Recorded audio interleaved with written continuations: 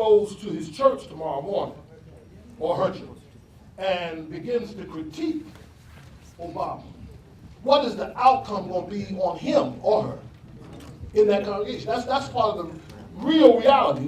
We can talk about Martha going to the cross if you ain't got no church. Huh?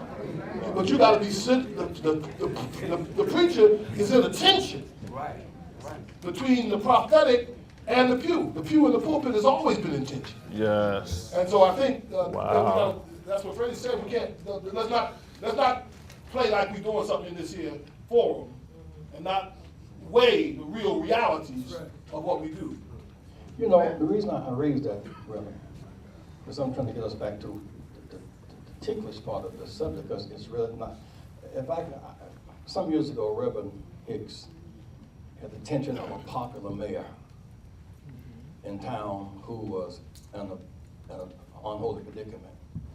The congregation was saying, yay, the prophet had to go for a time a lonesome route because he could not compromise his lane for the chairs, right? I mean, it was a tension. Dr. King wrote an article, Silence is Betrayal. So what we're trying to get to is not to critique Obama per se, but the role of the church pastor in the face of a congregation that may go wild. So rather than sometime, what I thought you were going to say is, how do you say what you say in a way that's not an attack? For example, if you are for Haitians having the same rights as Cubans that come to the country, it speaks to itself. Let the cards fall where they may. If you are under the commitment of revival of a ban on semi-automatic weapons, and it's not just the Mexicans who are dying at the border, that war's already in New York and Washington and where we live. There are those who would say to the president, don't touch the gun thing because it's not political. We Christian criminals got to say, but we cannot duff semi-automatic weapons. You get my point?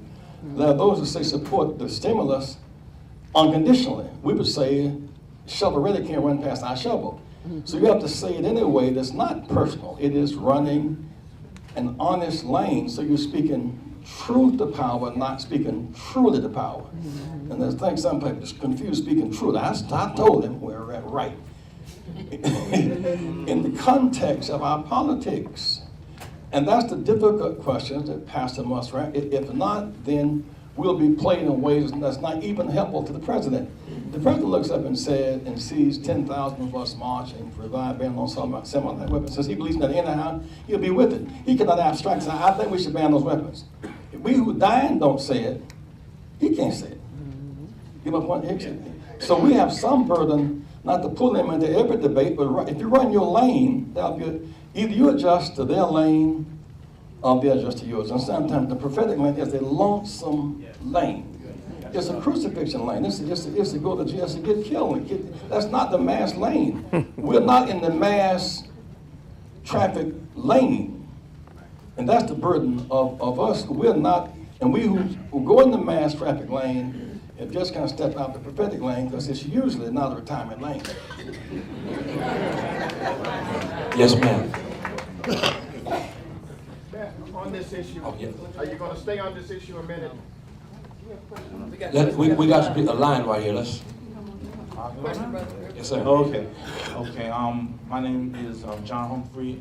I am a new member of Brown Memorial Baptist Church from Brooklyn, pastored by Reverend Miller. And the question is about the Bible relating to colonialism. Now, the Bible has been subject to many revisions and interpretations, and I, for one, would like to know if there's any version created specifically to further the cause of American colonialism as it was set up. Dr. Oprah Hendricks is a biblical scholar. You said to further colonialism? Was there any To oppose it or to further it? to further it? Is there any, are there any, Was there any version that was created specifically, interpreted in such a manner as to further? You mean translated? Translated and interpreted in such a manner Okay. to make slaves say, hey, you know what, I should listen to my master. Okay, Because yeah, it's not a question of, well, the two parts, but yes, translation, the King James. King James, you'll notice, The last translation before that, which was 50 years before that, I think they call the Bishop's Bible. They use the word tyrant in there about 500 times. You don't find that word at all in the King James Bible because they want to take all politicality out of it. Anything that showed the class struggle, challenged the power. Want to take it out of the Bible. In terms of interpretation, almost every interpretation serves colonialism. And that is why, that is why, I mean, look, brother, I'm telling you, until about 50 years ago, I mean, we saw Howard Thurman with God, Jesus and the Disinherited. Out of that came liberation theology, and little by little, we started seeing, new interpretations, and what we call radical interpretations really are just more true interpretations. That is why it's important to leave the right wing and the conservative literature alone. And I'm not trying to sell my book, but I wrote The Politics of Jesus to address these kinds of issues. Others of them wrote these kinds of things, seek us out, and listen to people like Jeremiah Wright, who was vilified, but who was an extraordinarily brilliant man who's made a contribution. In fact, get all of his books and all of his tapes. And that's a good place to start. Wow. Thank you. And let me just add, too, to this. If we're in a community in New York, Los Angeles, Chicago, Yes, another good book too, right here. Wherever in the country, and an understanding of the Christian Bible prevents Christian communities in New York or Los Angeles from getting together with Muslim communities to march against automatic weapons, semi-automatic weapons, then colonialism is afoot. Colonialism is here. And that's the reason I raised the issue about interfaith work, that some of these problems in our communities are going to require Christian communities to rethink who they are, stop being so religiously arrogant, and say anybody who is doing the work of justice and freedom is a partner of mine, regardless of their religious beliefs. I'm going to sum this all up. The question is the church, politics, and the state.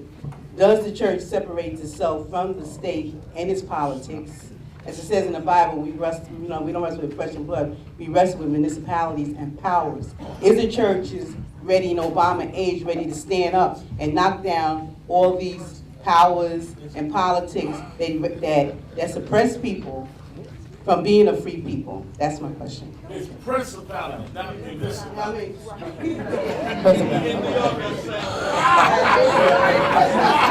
Anybody want to respond to that? Don't listen to these outside Anybody on the panel want to answer that question? Sue J.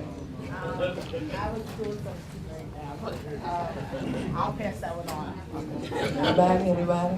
Thank you. Anytime. Church and state? I'm trying, I don't know if I'm going to speak, but in the politics of Jesus, I tried to deal with these issues. And it said, Paul, who is not the most progressive writer, but he did say, our struggle is not against flesh and blood, meaning all the petty kind of stuff that we engage in, but it's against principalities and powers and rulers in high places. Talking about structural oppression. The problem is we get it backward. It's like our struggle is not against principalities and powers and rulers in high places and oppressive structures. Our struggle is against flesh and blood. And it's petty. It flies in the face of everything that Jesus said. It flies in the face of the prophetic witness.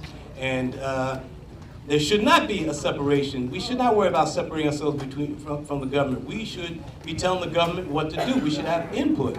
And we can't leave the world to the devil. And say, well, I'm just going to have church, give me Jesus, and you can have the world. That's ridiculous. God so loved the world. So we're supposed to love the world, and we're supposed to work to transform the world. Thank you. I shared this in Dr. Haynes' conference. We were together in Dallas this week at his Urgent Utterance conference. And to talk about the relationship between belief and behavior, one of the things that we did, and I'm indebted to a colleague in Atlanta who gave me this insight. A couple of Sundays ago, we served the Lord's Supper. And what I said is, as a result of us serving the Lord's Supper, since we know that HIV/AIDS, which is decimating, I'm talking about a policy issue, right, decimating our community, has something to do with blood. Any Christian who comes this morning to drink this blood now has AIDS. And so I stood that morning, based on communion, and said,